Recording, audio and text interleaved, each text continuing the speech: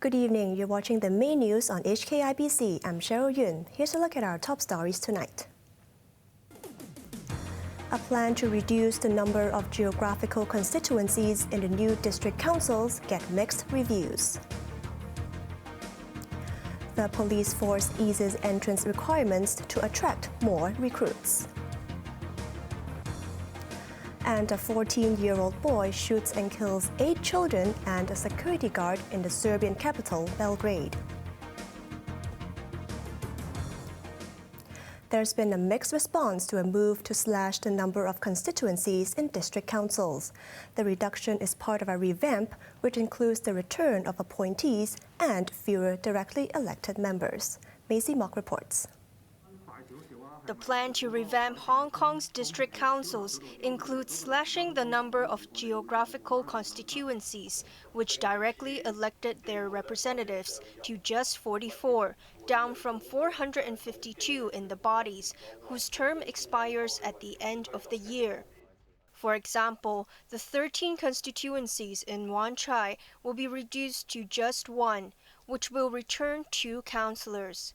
They will be joined by 4 government appointees and 4 other nominated by Wan Chai's Fight Crime Area and Fire Safety Committees. Wan Chai District Council Chairman Ivan Wong supports the overhaul, which is part of the electoral revamp in which patriots rule Hong Kong. He said by merging constituencies, the elected representatives will have responsibility for the entire district. Wong said councillors in Wan Chai used to adopt the not-in-my-backyard mindset and prevented the construction of refuse collection points in their constituencies.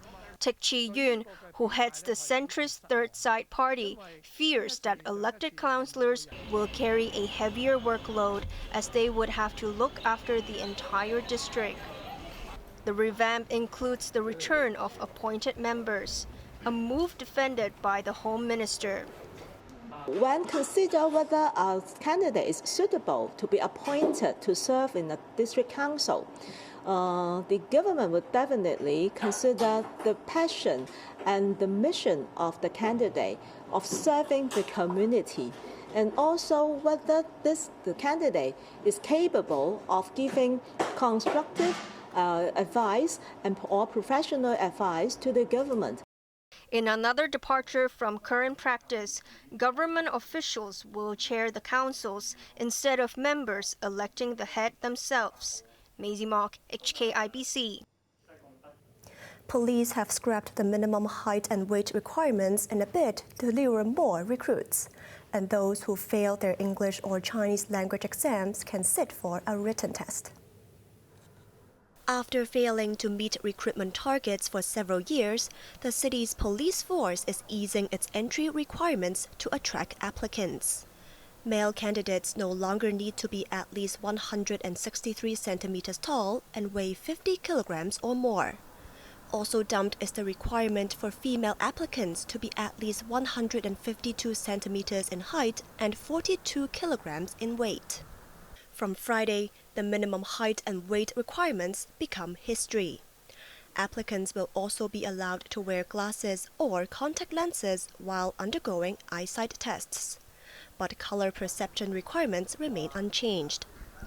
Language proficiency requirements will be adjusted as a new written test tailor-made for police officers is introduced. Applicants no longer have to attain level 2 or above in English and Chinese language in public exams.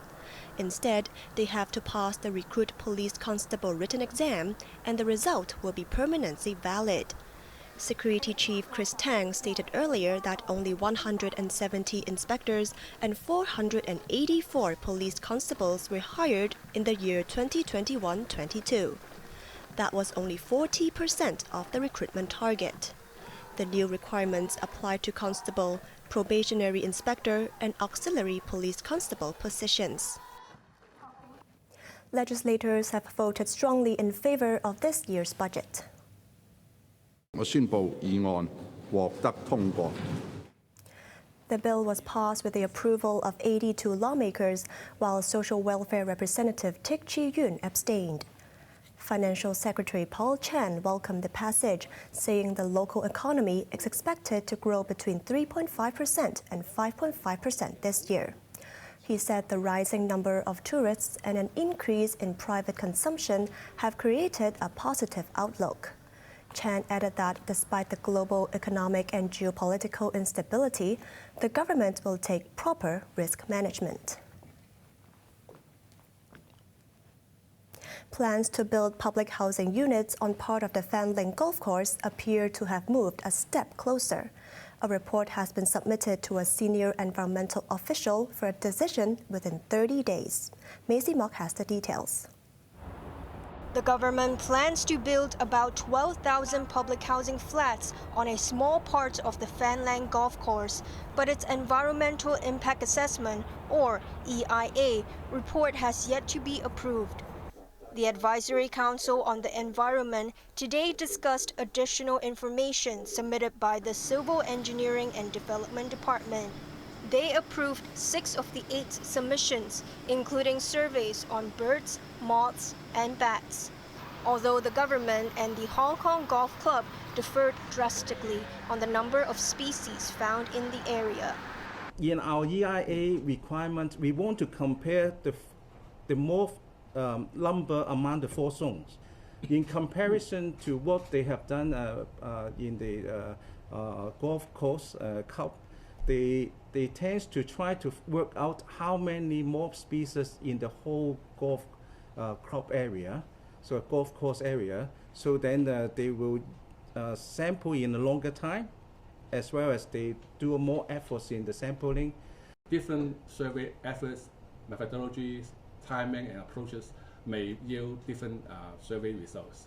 So it's not appropriate to compare the results of 2 different assessments. The Advisory Council said the government has to contact people whose ancestors' graves are located at the golf course. The report will be evaluated by the Director of Environmental Protection before making a decision within 30 days. Maisie Mock, HKIBC. 2 window cleaners were stranded in midair for almost an hour when their gondola got stuck outside the 8th floor of a building in Central. The cleaning platform malfunctioned at around 11 a.m. The cleaners, aged 21 and 48, sat down inside the suspended gondola, waiting for rescuers to arrive. Firefighters deployed an aerial ladder truck and an extended ladder and brought down the pair to safety. Overseas, at least 8 children and a security guard have been shot dead by a 14-year-old boy in his elementary school in the Serbian capital, Belgrade. Police arrested the suspect and are trying to discover the motive. Sechin Katvi reports. There was chaos outside the Vladislav Ribnikar Elementary School in the affluent neighborhood of Vračar in Belgrade after a 7th grader killed 8 fellow students and a security guard who tried to stop him. The 14-year-old boy who used his father's gun injured at least 8 other students and a teacher. Police cordoned off the school as anxious parents waited for news of their loved ones. This woman, whose child was traumatized after witnessing the shooting, said her daughter saw one person getting shot. A former classmate of the suspect said the gunfire was non-stop. She described the tragedy as unexpected, as the suspect was a nice boy who kept to himself and had good grades. Police have withheld the identity of the shooter and are trying to establish the motive for the attack. Sachin Katpi, HKIBC. The Palestinians and Israel have reportedly agreed on a ceasefire to quell the violence that erupted after a Palestinian hunger striker died in an Israeli prison. Jets attacked what Israel said were military targets in the Gaza Strip. This came after rockets were fired into Israel from Gaza following the death of Khader Adnan. There were widespread demonstrations across the occupied West Bank as Palestinians demanded justice. In Ramallah, Israel soldiers fired rubber bullets at Palestinians armed with stones. A number of protesters were injured. Adnan died on the 87th day of his fast, which he launched to protest against his detention without charge. The Muslim mayor of a U.S. city who was stopped from attending a White House event has urged President Joe Biden to scrap a watch list. Our core issue today is that there is a secret list, that everyone knows it exists, but our government continues to use it, despite it being discriminatory and ruled illegal by a federal judge. And I call on President Biden to correct the injustices of the previous administrations by disbanding this illegal list and correcting ill-advised and racist policies. On Monday, Biden hosted a belated White House celebration of Eid, which Muslims observed nearly 2 weeks ago to mark the end of the holy fasting month of Ramadan. Khairullah had been invited, but as he was reaching the White House, received a telephone call to inform him that he had no security clearance. The incident reignited a controversy over the watch list, which the Council on American Islamic Relations says contains the names of more than 1.5 million people, mostly Muslims. A policeman in the U.S. state of Virginia cheated death when he was hit by a car speeding at 190 kilometers per hour.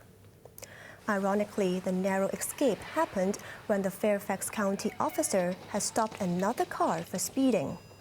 As he investigated, a vehicle heading in the opposite direction and traveling at more than twice the speed limit switched lanes after its driver lost control and rammed into the parked car. The policeman was knocked down, but managed to walk away unhurt and call for help. No major injuries were reported, and the 17-year-old driver of the speeding car was charged for reckless driving.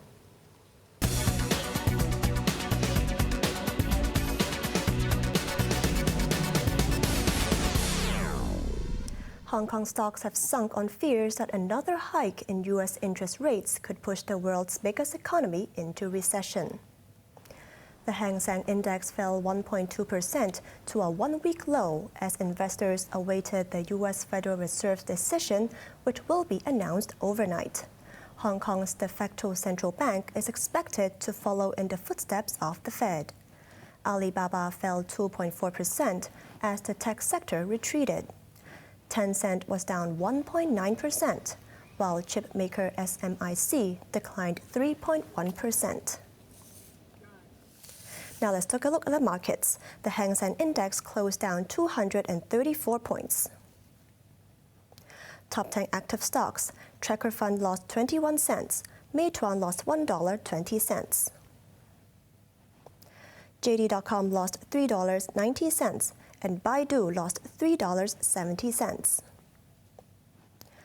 Forex trading against the Hong Kong dollar, euro at 8.66, British pound at 9.82, and the Australian dollar at 5.23.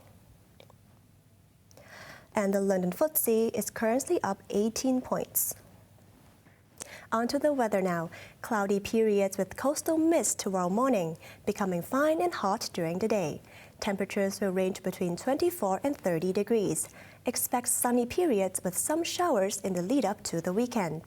That's our main news for Wednesday night. Join us for more news at 11. I'm Cheryl Yuen. Good night.